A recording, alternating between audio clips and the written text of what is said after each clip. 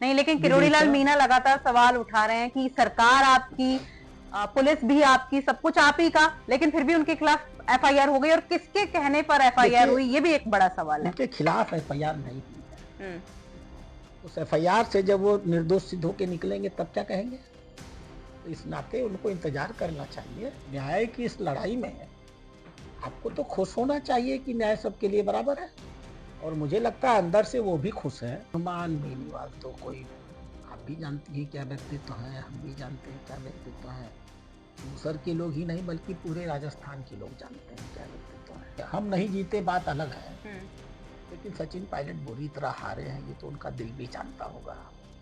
वो अच्छी तरह जान रहे हैं कि बस हम हारते हारते बच ही गए। उनको तो भारतीय जनता पार्टी को धन्यवाद देना चाहिए कि 2000 से उनकी जीत हो गई। नहीं, लेकिन जीत तो जीत होती है, चाहे वो 1 वोट की हो या फिर मैं तो 2000 आपसे वोट की हो। मैं तो आपसे कह ही रहा हूँ हम्म। कि हमने उनको मेड़ पर पहुंचा दिया है, अगले पारी मेड़ से गिरा देंगे। आप सचिन पायलट के खिलाफ इतने बयान क्यों देते हैं? जब शुरुआत में आप बीजेपी के प्रभारी बनकर आए, तब से लेकर के अब तक आप सचिन पायलट के पीछे पड़े हैं, लोग ऐसा कहते हैं। तो क्या करूं, प्रशंसा करूं? उनके पास प्रशंसा के लिए है क्या? पूरे राजस्थान में कहीं और दिखे क्या? इतना बड़ा चुनाव हो रहा था, 7 विधानसभाएं थी, दौसा के अलावा कहीं दिखे? भाई तो नहीं था क्या? दायित्व था, तभी तो देश भर में सभाएं कर रहे थे, आह, और जहां भी अपने जाते हैं वहां पर भीड़ तो इकट्ठी हो अपने ही जाती है। मैंने तो आपसे पहले ही कहा, भीड़ इकट्ठी नहीं होती, भीड़ वो लेकर जाते हैं। मैं आपको चुनौती देता हूँ, आप आर्टिफिशियल इंटेलिजेंस का प्रयोग करिए। हम्म। आपको मालूम हो जाएगा कि जब वो चलते हैं तो भीड़ उनके साथ घर से निकलती है, जब वो लौटते हैं तो भीड़ उनके साथ घर से वापस आती है। तो राजस्थान की भीड़ केरल तो नहीं जा सकती ना, हिमाचल तो नहीं जा सकती ये ना। आपसे किसने कह दिया? किसी को पैदल चल के जाना है क्या? तो आपने चलाया ना उपचुनाव के मेरा काम है। परिणाम के बाद आपने बयान नहीं दिया, नहीं नहीं, उनको आप चूहा बताया। गलत। माननीय हनुमान बेनीवाल जी भारतीय जनता पार्टी के समर्थन से ही धीमे धीमे बढ़ते बढ़ते इतने बड़े नेता हो गए। तुम लोगों ने साधु वृत्ति के नाते एक छोटे से व्यक्ति को शेर बना दिया, अब तुम्ही को खा रहा है। उपचुनावों में भारतीय जनता पार्टी के राष्ट्रीय पदाधिकारी कभी चुनाव प्रचार में जाते ही नहीं। आप कभी भी हमारे वरिष्ठ लोगों को, माननीय मोदी जी को, चाहे नड्डा जी को, चाहे अमित शाह को, चाहे राष्ट्रीय पदाधिकारियों को कभी उपचुनाव में बहुत हिस्सा लेते ही नहीं देखेंगे। बाकी उनका हर प्रकार का सहयोग रहा है। आज आप देख रही होंगी पार्टी के हर कार्यक्रमों में वो आती हैं। माननीय प्रधानमंत्री के अभी कार्यक्रम में वो गई हुई थी। आपने कहा कि उपचुनाव में नहीं होता, पर राजस्थान के विधानसभा चुनाव में होता है, लोकसभा चुनाव में होता है, और लोकसभा चुनाव में तो वो अपने बेटे की सीट तक ही सीमित थी। मैं इसके बारे में कुछ बता नहीं सकता हूँ। राजस्थान में बीजेपी सरकार के 1 साल पूरे हो चुके हैं।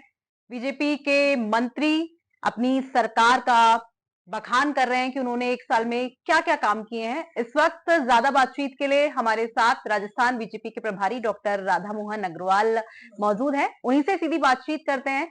नमस्ते सर, बहुत बहुत स्वागत है राजस्थान तक पर आपका।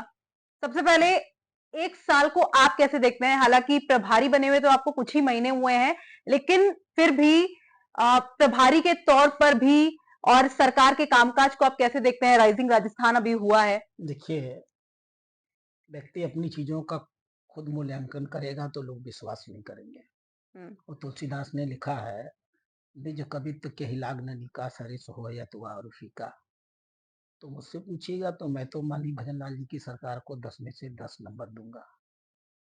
पहली बार के विधायक थे। हम्म। पार्टी ने उनके संगठनात्मक क्षमता पर विश्वास करते हुए, उनके सहज और सरल आचरण पर विश्वास करते हुए, उनकी एक ईमानदार छवि पर विश्वास करते हुए उनको सीधे मुख्यमंत्री बना दिया। आप यूँ कहिए कि एक व्यक्ति जो तैरना नहीं जानता था, उसको पार्टी ने उठा करके महासागर में फेंक दिया। और जिस तरीके से पिछले 1 साल के अंदर उन्होंने काम को बहुत तेजी से पकड़ा है, हम्म। सिस्टम को समझा है, जनता की भावनाओं को समझने का प्रयास किया है, और सरकार जनता के लिए बनती है, यह सोच मन में लेकर के उन मुद्दों को जनता के सामने रखने का और उन मुद्दों को लागू करने का प्रयास किया है जो जनता के रोजमर्रा के जीवन से है, जो जनता की सोच को बदलने का काम करती है, जनता के प्रति एक नए, जनता के मन में राजनीति के प्रति और लोकतंत्र के प्रति एक नई व्यवस्था लाने का प्रयास करती हैं। मैं कह सकता हूं कि माननीय भजनलाल शर्मा जी ने 1 साल के अंदर इस काम को बहुत सफलतापूर्वक किया है। फिर भी मैं यही कहूंगा कि हमारे और भजन लाल जी में तो कोई अंतर है नहीं, हम दोनों एक ही पार्टी के हैं, एक ही हम्म, स्कूल के हैं। तो कुछ कमी भी होगी तो भी मैं उनको अच्छा ही कहूंगा, आप ये मूल्यांकन जनता से कराइए। और बिल्कुल। मैं आपको विश्वास दिलाता हूँ, हम्म, आप 10 में से 10 कहूंगा तो आप मानेंगे नहीं, लेकिन कम से कम 8-9 लोग आपको ऐसे मिलेंगे हम्म, जो माननीय भजन लाल जी से और उनकी सरकार की गतिविधियों से बहुत प्रभावित आपको दिखेंगे। बिल्कुल। आपने जिस तरह से कहा कि आप कहेंगे तो शायद आप तो हमेशा यही कहेंगे कि सरकार अच्छा कहूंगा ही काम कर रही कहूंगा, है। वो बिल्कुल, मेरे मेरे परिवार का बिल्कुल, सदस्य है, बिल्कुल। ईमानदारी मेहनत से काम कर रहा है, हम्म, सुबह से शाम तक, रात के 2 बजे तक वो काम करते हैं। हम्म, 24 घंटा उनके जीवन में सिर्फ नागरिक नागरिक और नागरिक हैं। तो जो कुछ मुझे दिख रहा है मैं तो कहूंगा। बिल्कुल। लेकिन जनता के मन में भी कुछ सवाल होंगे। एक साल सरकार को बने हो हाँ, गया मैं है। खुद कह रहा हूँ। आप जब चुनाव लड़ रहे थे तो आपने कहा कि राजस्थान में जंगल राज है, अपराध लगातार बढ़ रहे हैं, लेकिन अपराधों में अभी भी कोई कमी नहीं आई है। आपने ये कहा कि पेपर लीक बहुत हो रहे हैं, और अभी भी हम देख रहे हैं कि छोटी मछलियां तो अभी भी जिनको पकड़ा था वो भी छूटती जा रही हैं, तो बड़े मगरमच्छों का क्या फिर? देखिए, हम लोग एक संवैधानिक सिस्टम में काम करते हैं। हम्म, हम जब तक सारे सूत्र को ट्रेल को निकाल न लें और जो वास्तविक अपराधी हैं उन तक इस पूरे भ्रष्टाचार की पहुंच न सिद्ध कर दे, अगर हम तात्कालिक लोकप्रियता पाने के लिए कार्रवाई करेंगे तो मुंह के बल गिर जाएंगे। हम्म, अगर हमारी सोच और दृष्टि सही न होती होती तो हमने उपचुनाव के पहले उन बेईमान मंत्रियों को पकड़ लिया होता, हम्म, और अगर उनके पीछे जो उनके भ्रष्टाचार के पूरे कागज हमारे पास ना आए होते तो वो चुनाव के बाद छूट जाते और हमारी हार हो जाती। आज हमारी स्थिति यह है कि अधिकांश वो अधिकारी जो इस पूरे भ्रष्टाचार में लिप्त रहे हैं हम्म। वो सब हमारी पकड़ में है। सर, प्रूफ तो आपके उनमें पास भी है ना? उनमें उनमें आपके मंत्री किरोड़ीलाल मीणा लगातार प्रेस कॉन्फ्रेंस करते हैं, उन आरोपियों के नाम बताते हैं, उनके लिए प्रूफ लेकर के आते हैं, और अभी जिस तरह का घटनाक्रम हुआ, आप ही की सरकार है, बावजूद उनके खिलाफ कार्रवाई हो जाती है, एफआईआर करवा दी जाती है। ये आप प्रशंसा के रूप में कर रही हैं या आलोचना के रूप में कर वो रही तो हैं आप उसका, बताएंगे, आप मैं बताइए। आपसे ये कह रहा हूँ कि हम्म, कानून तो इस देश में सबके लिए एक बराबर है। और आपने कल देखा अल्लाह अर्जुन की भीड़ में अल्लाह अर्जुन की क्या गलती थी? हम्म, वो चला गया, एक आदमी मर गया और सरकार ने मुकदमा दर्ज किया, उसको 14 दिन की सजा मिली, फिर बेल होकर के वो बाहर आया। कानून बड़े आदमियों के लिए और कानून छोटे आदमियों के लिए, हम्म। कानून सत्ता में बैठे हुए लोगों के लिए और कानून गांव की ढेरी पर बैठे हुए लोगों के लिए। कानून तो एक जैसा होना चाहिए। अच्छा, तो आप मतलब अगर मान रहे हैं कि अगर किरोड़ीलाल अगर मीणा की अगर गलती थी? नहीं, मैं ये नहीं मान रहा हूँ। तो मैं फिर तो उनकी एफ आई कार्रवाई को आर आप किस तरह से एफ देखते आई हैं? आर का दर्ज होना किसी की गलती का सिद्ध होना कतई नहीं होता है। ठीक है। लेकिन अगर मुझे हक है इस बात का कि मैं आपके खिलाफ एक एफ आई आर दर्ज कराऊं और कहूं कि मेरा आपसे झगड़ा हुआ, तो मेरा आपसे झगड़ा हुआ यानी मैंने भी तो झगड़ा है, या एक हाथ से ताली बजी है। हम्म, फिर आप कहें कि नहीं मेरा भी झगड़ा हुआ और मैं भी एफ आई आर लिखाऊं, तो काउंटर एफ आई आर की एक प्रक्रिया होती है। हम्म, उस प्रक्रिया को अगर आप जब नहीं करेंगे तो आप मीडिया वाले उल्टा पूछेंगे, कर दिया तो उल्टा पूछ रहे हैं, नहीं करेंगे तो उल्टा पूछेंगे, कहेंगे कि उस लेडी की क्या गलती थी, उसका एफ आई आर क्यों नहीं लिखा गया। हम्म। तो हमने एफ आई आर लिख दिया। एफ आई आर लिखने से क्या होता है? विवेचना होती है। नहीं, लेकिन किरोड़ीलाल विवेचना मीणा लगातार सवाल उठा रहे हैं कि सरकार आपकी, पुलिस भी आपकी, सब कुछ आप ही का, लेकिन फिर भी उनके खिलाफ एफआईआर हो गई, और किसके कहने पर एफआईआर देखिए, हुई, ये भी एक बड़ा सवाल है। उनके खिलाफ एफ आई आर नहीं हुई है। हम्म, उस एफ आई आर से जब वो निर्दोष सिद्ध होके निकलेंगे तब क्या कहेंगे? तो इस नाते उनको इंतजार करना चाहिए, और दूध का दूध और पानी का पानी होगा। किरोड़ीलाल मीणा जी एक ईमानदार, अच्छे और संघर्षशील व्यक्ति के रूप में जाने जाते हैं। जनता की लड़ाइयों को किसी भी स्तर पे जाकर के लड़ते हैं। हम्म। एक बहुत बड़ी और एक बहुत अच्छी छवि है। तो उनको इस छोटे-मोटे एफआईआर से बहुत परेशान होने की जरूरत नहीं है। विवेचना होगी, विवेचना में उनका पक्ष सही निकलेगा अगर, तो निर्दोष साबित होंगे। तो सीता से बढ़कर के राम के लिए कौन महत्वपूर्ण थे? जरा बताइए मुझे। क्या भगवान श्री राम ने सीता को अपनी कसौटी पे नहीं कसा? हम्म, लेकिन सीता ने तो कभी नहीं कहा कि देखो मेरे पति हैं और आप मुझको ही चढ़ा दिए। न्याय की इस लड़ाई में आपको तो खुश होना चाहिए कि न्याय सबके लिए बराबर है, और मुझे लगता है अंदर से वो भी खुश है। जो वो कह रहे हैं वो उनकी सब की अच्छा सही है। ठीक है, वो तो राजस्थान के आप राजस्थान के प्रभारी भी हैं, जी। सब कुछ देख ही रहे हैं, लेकिन वो ये भी कह रहे हैं कि कोई है जो उनके और माननीय भजन लाल जी के बीच में खाई पैदा कर रहा है। आखिर क्यों ऐसे बयान दे रहे हैं मुझे वो? नहीं लगता है कि कोई ऐसा व्यक्ति है। और किरोड़ी लाल मीणा एक ऐसे व्यक्ति भी नहीं है कि कोई उनको बरगला ले। हम्म। खाई तो तब पैदा होती है जब दोनों पक्षों से मुद्दे बनाए जाते हैं। किरोड़ी लाल मीणा जी एक बहुत परिपक्व नेता हैं, बहुत अनुभवी नेता हैं। और भजन लाल शर्मा जी उनके कार्यकर्ता रहे हैं जब वो राष्ट्रीय प्रदेश के महामंत्री रहे हैं तो। हम्म। इसलिए दोनों के बीच में कोई दूरी है, मैं ये भी नहीं देखता हूँ। भजन लाल शर्मा जी ने पूरी मेहनत से उनके चुनाव में काम किया। मैंने फ़ोन करके उनसे कहा कि आपकी जनसभा नहीं होनी चाहिए, आपका रोड शो होना चाहिए। माननीय मुख्यमंत्री ने पूरा समय देकर के रोड शो किया। उनके दौसा के क्षेत्र के कम से कम 200-300 लोगों को बुला-बुला करके अपने जयपुर में और सबसे अकेले-अकेले बातचीत करके सबको समझाने का प्रयास किया हम्म। कि किरोड़ी लाल मीणा का चुनाव हमारे लिए कितना महत्वपूर्ण है। तो ये जो बीच के लोग हैं, इन दोनों के बीच में कोई दूरी नहीं पैदा कर पाएँगे। मैं ऐसा नहीं मानता हूँ। ठीक है। अ, चुनाव महत्वपूर्ण था, ये बात आपने भी कही। 7 सीटों में से 5 सीटें आपकी पार्टी जीतती है, लेकिन जो एक महत्वपूर्ण सीट है जिसकी भी आप बात कर रहे हैं दौसा, अब वो हार जाते हैं और बहुत ज्यादा अंतर नहीं, 2300 वोट बहुत ज्यादा नहीं होते हैं। और किरोड़ी लाल मीणा हो या उनके भाई जगमोहन मीणा हो, बार बार ये आरोप लगा रहे हैं कि उनकी पार्टी में ही जयचंद है। देखिए, हमारी पार्टी में जयचंद होते, हम्म। तो रामगढ़ की सीट जो हम 77,000 से हारे थे, हम्म। हम 18,000 से जीतते कैसे? झुंझुनू की सीट जो शीशराम ओला के ज़माने से उनका गढ़ मानी जाती थी, 55-56 हज़ार से कांग्रेस का जीतने का इतिहास था। हम्म। हम 44,000 से जीते कैसे होते? देवली उनियरा जो हम जल्दी कभी जीत नहीं पाते हैं, हमने ऐतिहासिक विजय कैसे पाई होती? सलम्बूर में हम आज कैसे जीत पाए होते? 84 जैसी विधानसभा जहाँ पिछले साल के चुनाव में हम 77,000 से हारे थे, हम्म। ये चुनाव हम करीब 22,000 से हारे हैं। हार का हमारा अंतर इतना कम कैसे हुआ होता? तो मैं नहीं मानता हूँ कि ये जो चुनाव हुआ था राजस्थान का, भारतीय जनता पार्टी के कार्यकर्ताओं के लिए एक आदर्शतम चुनाव था। मुख्यमंत्री से लेकर के वार्ड स्तर के कार्यकर्ता तक, सत्ता में बैठे हुए मंत्रियों से लेकर के भारतीय जनता पार्टी के पूर्व वरिष्ठ मंत्रियों तक, हम्म। केंद्रीय मंत्रियों तक और मदन राठौर जी के नेतृत्व में पार्टी के सारे पदाधिकारियों तक, मैं गर्व के साथ कह सकता हूं और मुझे इसकी संतुष्टि है कि हमारे कार्यकर्ताओं ने इस 7 सीटों के चुनाव में एक आदर्शतम और सर्वोत्तम सहयोग इस पार्टी को देने का काम किया। हम जीत के हम्म। आए हैं। मैंने पहले भी कहा था, हम जौता की जीत को हार मानते ही नहीं।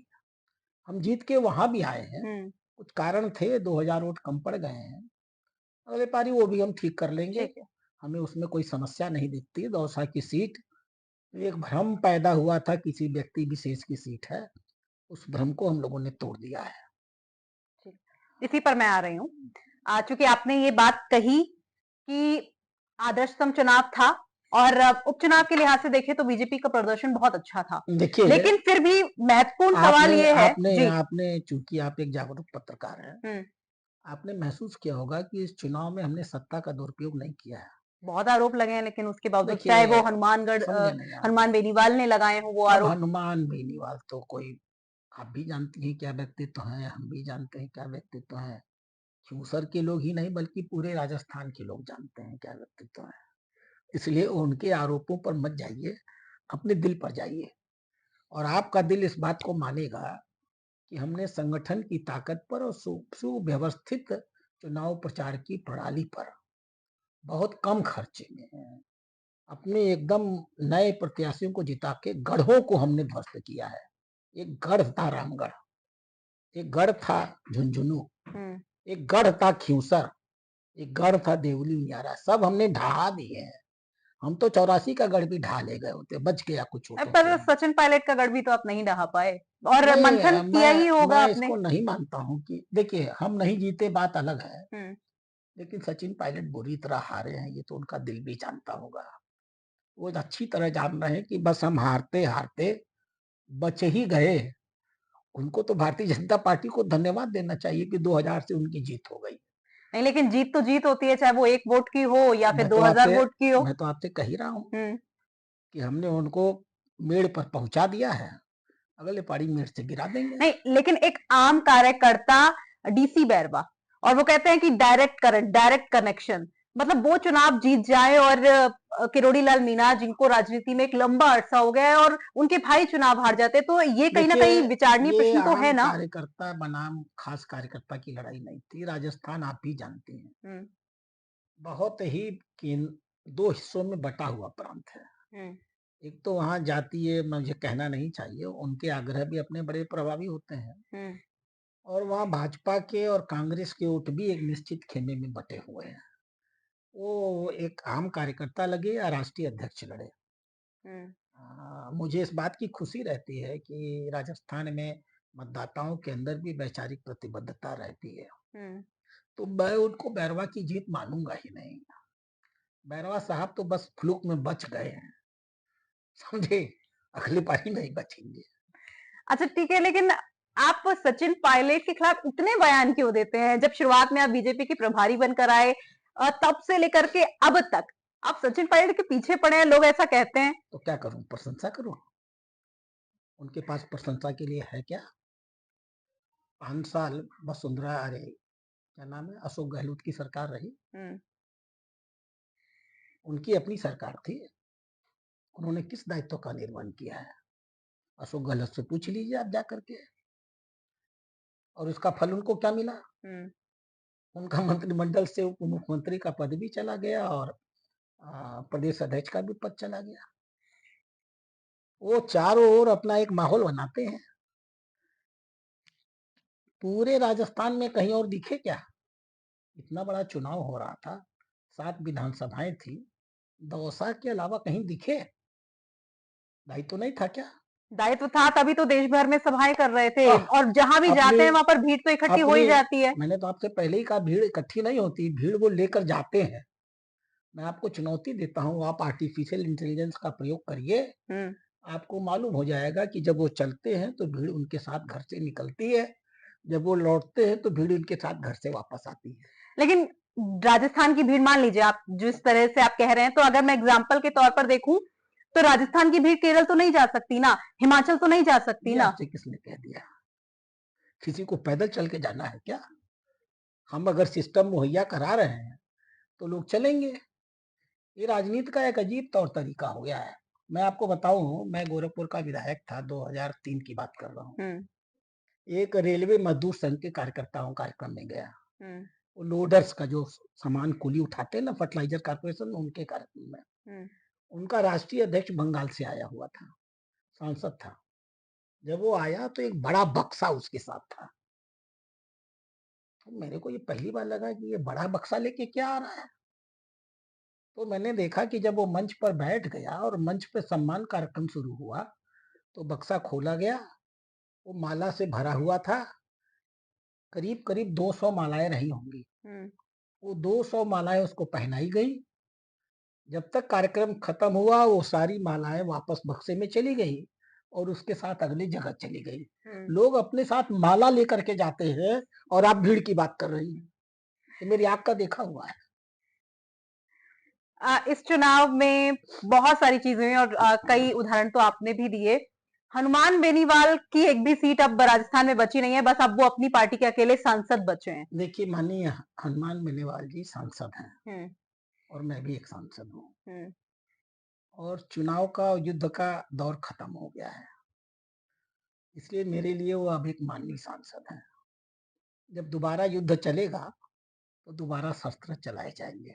शस्त्र आपने चलाया ना उपचुनाव के मेरा काम है। परिणाम के बाद, आपने बयान नहीं दिया, नहीं नहीं, उनको आप चूहा बताया। गलत फहमी है आपकी।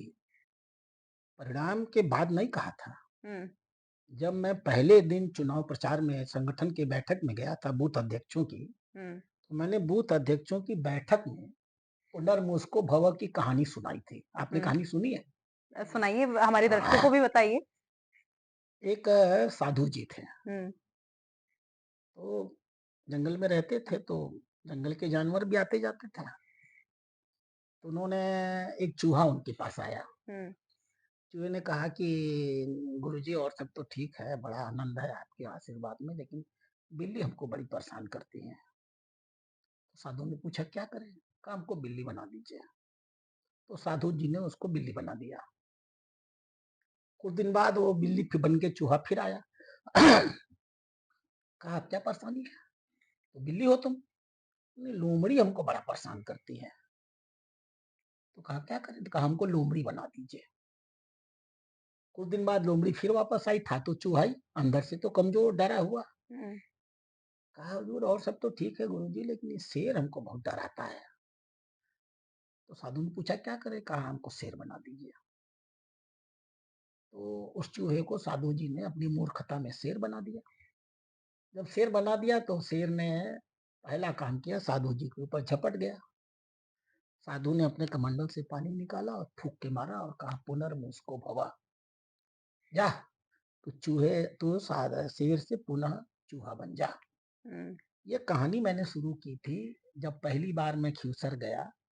अपने बूथ अध्यक्ष के कार्यकर्ताओं के साथ मैंने बैठक किया और मैंने कहा देखो याद रखो, माननीय हनुमान बेनीवाल जी भारतीय जनता पार्टी के समर्थन से ही धीमे धीमे बढ़ते बढ़ते इतने बड़े नेता हो गए। तुम लोगों ने साधु वृत्ति के नाते एक छोटे से व्यक्ति को शेर बना दिया, अब तुम्ही को खा रहा है। इसलिए समझ में समय आ गया है कि तुम उनको वापस चूहा बना दो।